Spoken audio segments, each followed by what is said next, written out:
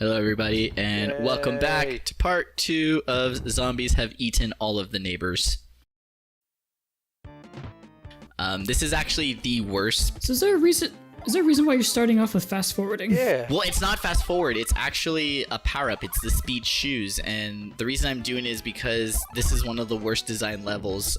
There are 2 tourist victims in this level, and you literally have to get them within 10 seconds or they start turning into werewolves. So you honestly have to start this level with speed shoes.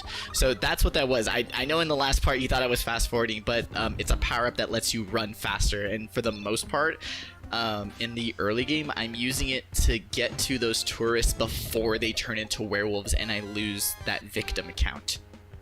Well, the real victim counter is the view count on this video. It's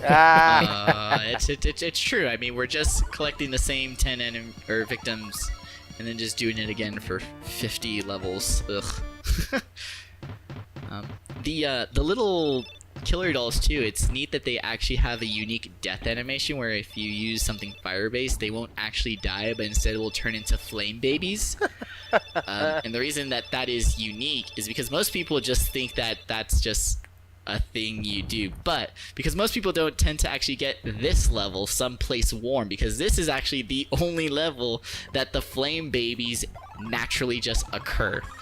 So when a lot of people are kind of wondering towards the end like why they count the number of flame babies you kill, it's because they actually have their own level. It's just hidden, but you can kind of just cheese it by turning into a monster by using the red monster potion, which basically makes you invincible but reduces you to just punchy base attacks. But I mean, I already saved everybody. I'm just trying to get all the freebie drops that this bonus level gives me.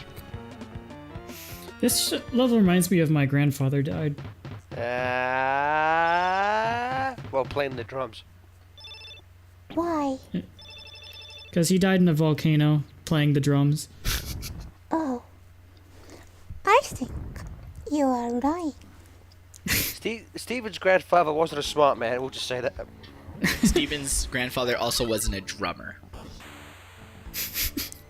He was a drummist. A drummist. I legit on a YouTube comment once years ago, I put the word drummist down and I got a bunch of replies being like, did you mean to say drummer? Are you fucking stupid? I was just like, yes. I think the answer to that is clearly yes. You should have lied, Gareth. You should have said no. What I meant to say was singist. Singist?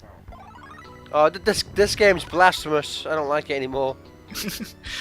This was another part. I was trying to gather up all those squid men because now the inner tube guys are no longer an invincible victim. The squid men can actually very easily kill the inner tube guys. So what I was doing there with the fire extinguisher was trying to again fill the 6 monster slots so that a squidman wasn't spawned like right next to the inner tube dude, instantly killing him. So how long, Mexi, like, because you clearly know, like, the ins and outs of this game, how much of that was you just playing it a lot, or how much of it was, like, looking up online to see what other people had done?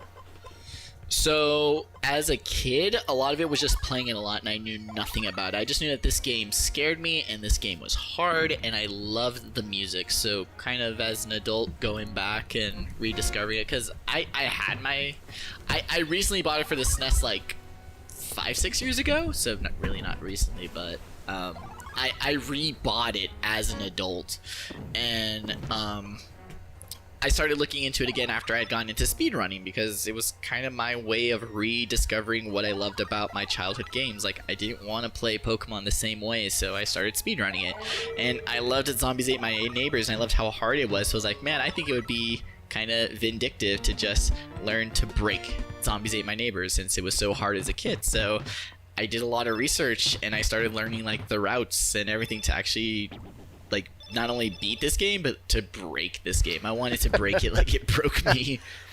That's just kind of how I am with games. Like, if I'm nostalgic for it, I want to break it more. Like, I want to know exactly how it really works. Oh, Jesus Christ. Welcome to the worst enemy in the game, the snakeoids. I use rockets to kill them, and it can take anywhere from 3 to infinitely many rockets. I don't know what the fuck is wrong with these snake enemies, but as you can see, they already take a variable amount of rockets to kill. The best that I can surmount is that if you hit them with 2 rockets, after you've hit them with at least 2, when he pops his head out, that counts as a kill, I think. Because there are times he takes 3 rockets, there are times it's like 10 rockets, I don't fucking know. So the snakeoids are an enigma that just keep launching rockets at it and avoid getting licked by its tongue. You know, basic dating advice. I'm calling social services for how much you're hitting these snakes. It's fucked up. And I'm still picking up Pandora's boxes because there are going to be later Titanic toddler fights, and honestly, the Pandora's box effects are they're the easiest way to take down the giant babies. Speaking as a parent, Titanic toddlers are the worst babies to try and engage in a fist fight. So yeah, I agree. Normal babies are kind of like a handful. I couldn't imagine 20. Oh, normal babies are really easy to beat up. They can't fight back. They have no upper body strength. Fucking easy as shit. So see, this worm took about half as many rockets as the other one, but it just seems to be that anytime that I'm able to land 2 rockets while he has his head out, then that counts as a kill? I'm not sure. That kind of sounds like bad programming. If an enemy doesn't have a set amount of like this many hits will kill it, that kind of sounds like shoddy programming. Well, my guess is that when he licks his tongue, I think he actually absorbs your health, because it seems like the more hits they're able to get on you, the more hits it takes to kill them. Like, it's one of those things that I haven't really figured out about this game, and I didn't care to research. Sorry, guys. Like, I looked up the routes to save all 10 victims and avoid as many game overs as I possibly could. I didn't look up the actual mechanics of how the snakeoid's HP works. My bad. The UFOs, though, are also pretty awful because where they shoot their laser, where they start shooting their laser can be a bit random, but they always shoot it within an arc. But they can basically just long shot victims from halfway across the screen. It's like, great game. I really wanted to lose victims that way. Huh. So for the when you become a monster like this, I forget, do you have like, how is it time based? Is it just to the end of the level? Is it like if you get hit amount of times you'll turn back? What's the parameters for the monster potion? The monster effect is timing based. I just okay. I just tend to finish the level before it's finished. But later levels, you'll see like I'll use monster potions multiple times just because it's more on a timer. I'll tend to use it more just for the fact that he's invincible, unless his. I remember as a kid I would use it because, oh man, I could just punch everything in the face. He's stronger, but he's not really stronger. Like, projectile-based weapons are always gonna be a preferred method. But it is just really nice that he can walk through enemies and projectiles and just keep punching. Back to another San Francisco castle level. Just the real estate there is crazy.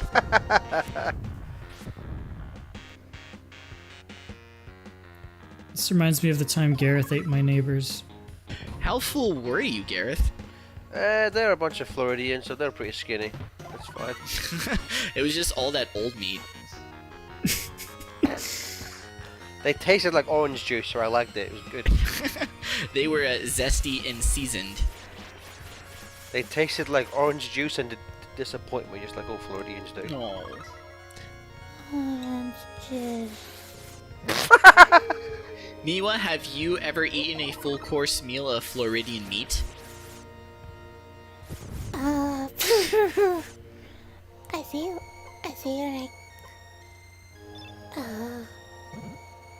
feel like no, but maybe. May I highly recommend you find your nearest Floridian man and or woman and devour their flesh. It is exquisite. I feel like no. I feel like I haven't eaten enough Floridian. Like, my diet is low in Floridian Sea. Floridian Sea. Because they're full of oranges, remember? Yep. Good stuff. This is important. The reason I go to the side of that little alcove is because I pick up a secret weapon, the flamethrower, which will be extremely important for taking out bosses later in the game. I want to say that's the only flamethrower, but I also want to say that all the comments on this video are going to be explaining to me where an other flamethrower is. So, hey, say la vie. Oh, Mexi, you're expecting part 2 to still have views. That ain't gonna happen. I'm expecting people to literally watch this video. You're right. Say something controversial and then people will watch it. White people. Ah, damn, son. Am I right? He ain't saying if he's for or against him. He just said white people. The fact that they just exist. This is a bonus level that has not only a bonus boss, right? So here's the weird thing. Those tourists, you can't save them. There's no way to save them. They are literally there because the game expects you to take some amount of time to save the victims that they turn into werewolves. Instead, you're supposed to save that guy.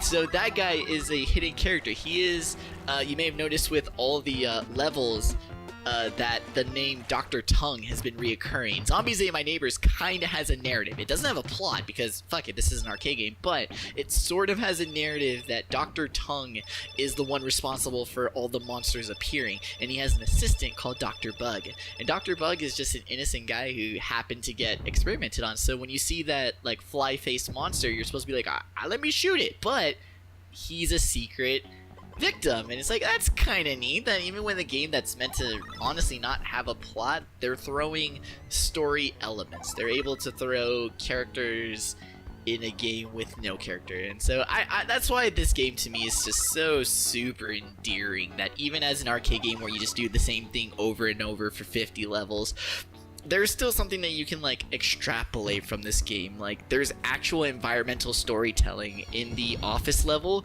there were 2 separate bathrooms, but one of the bathrooms had mushroom monsters growing out of it. So it's like, I get it, because that bathroom is probably grosser than the other. So it's just really nice to see that the developers were being clever and having fun while they were making this game. I'm Dr. Tongue. That's me. I'm Dr. Tongue. Miwa's Dr. Tongue? Shit. Well, Miwa does have a PhD, so technically, yeah, that checks out. That checks out. Excuse you, Gareth, it's a doctorate of tongue? What? You can be classed as a doctor, not have a you can do that. But that's the difference. You're not a medical doctor of tongues, you're a doctorate of tongues. I have a doctorate too. They just said Dr. Tongue. We have no idea if he actually went to medical. He could have a PhD in philosophy, and no one would give a fuck, but he'd still be classed as a doctor. That's what I'm saying, because that's a doctorate. It's literally like, what was it? Dr. Ant from that, what was it? Monsters vs. Aliens. His PhD was in dance. He was also voiced by Hugh Laurie. Good man. Well, it's like the Ghostbusters. He's technically Dr. Bankman, but he ain't a fucking medical doctor. He's a PhD. I think he literally says he has a PhD in psychology or something like that. Really? Because I would have figured at least one of the Ghostbusters would have had something engineering base. Like, you don't make a proto-pack out of base theory. Yeah, you do. I mean, yeah, that's how Hollywood movies work. I mean, Egon and Ray probably have some kind of doctorate in that, but I guess Bankman is like the easiest way to become a doctor. He probably just took the shortest like PhD course just so he could come to a doctor. That's the kind of man Bankman is. Fuck off. Did you say the easiest PhD course is psychology? No, I said that thing. That's my controversial statement for this part. No, I said Dr. Bankman probably took the shortest, and I have no idea what that is. But you also said he had PhD in psychology. I think that's what he says in the movie. it's nothing to do with medical. But it's probably psychology because any 2-bit crook could get that thing. No offense, Miwa. Get him, Miwa. Get him. Get him. Let me tell you something. Let her tell you something to you, Gareth. Go, Miwa. Those things in the movies, they weren't really built, they were props. So no one needs engineering degree because they were props. Also, you are ugly.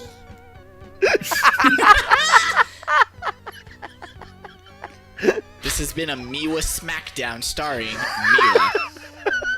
Your toes are too big for your shoes. That's a medical condition, right? I told you that in confidence. Get in your shoes, pussy. Yeah, well, Miwa would know that's a medical condition if he was an actual doctor. Yeah, get fucked. Also, we another Titanic toddler in this level. I like this level. I love that they decided to throw the giant baby boss in the middle of one of the mall levels. But it's weird. This is actually one of the last mall levels. They actually reused this asset palette the least. But it's still fun. I do like the song choice they used for this, even though there's only like 7 songs. Yeah, this track is awesome. Stefan joins the ugly train. I was already up here. Yeah, along with your PhDs. At least Steven is on his way to get a real PhD. Unlike you, Miwa. You have a fake PhD. Also, don't you just love video games that decide to make like elementary school reading list references? Gareth, I thought you already had a PhD. No, there's no PhDs. Pretty heavy. Everyone that has a PhD in this call, raise your hand. Oh look, Miwa's hand is the only one up. I guess she's the only one that can smack us No, mine's down. up. You can't see me. Fuck you. My hand's up. Yeah, you're a pretty heavy dude. Oh. Ooh, on roast today. Oh no, did I upset you? Well, I'm just saying, it's one of these days I could get a PhD, okay, Mio? You ain't special. Fuck you. It only takes a couple $100,000 and several hours of schoolwork. Also, you can totally do this. Several hours? Well, you know what I'll do when I go to Japan. I'll just steal Miwa's and cross out her name and put my name on it. Hey, no fair. That was my plan when I go to Japan. I wanted to psychologically diagnose people with no medical. Please, everyone go to our Kickstarter campaign, the quest to steal Miwa's PhD. Come in summer 2021. Make several copies of Miwa's PhD and distribute them among the population. Everyone who donates gets a copy of her PhD. It's literally our stretch goal. Everyone who donates this amount of money gets a free PhD. Which legally makes them a doctor somehow. Is it accredited? Fuck no. Is it a valid copy? Hell yeah. FTCR certified. I like how with these 2 levels you get 2 for 2 in terms of literary references. You get Where the Red Fern Growls and followed immediately with Dances with Werewolves. This is a pretty tricky level. I've already done it once, but there are a few parts of this level where I go back and forth, and that's just because you can spawn and then despawn the werewolves because they are fucking tricky, but the cross there, kind of makes quick work of them. It just sounds like a Smoovies laugh when he dies.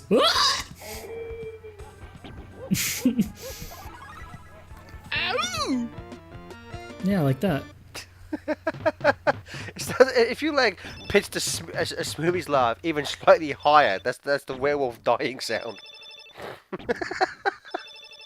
And the perfect player bonus, that's just what occurs. Every so often, you'll get enough points to earn you a free life. If you're already at max life, they just give you a free player bonus. That's just basically saying free life, but you don't have any more room for lives.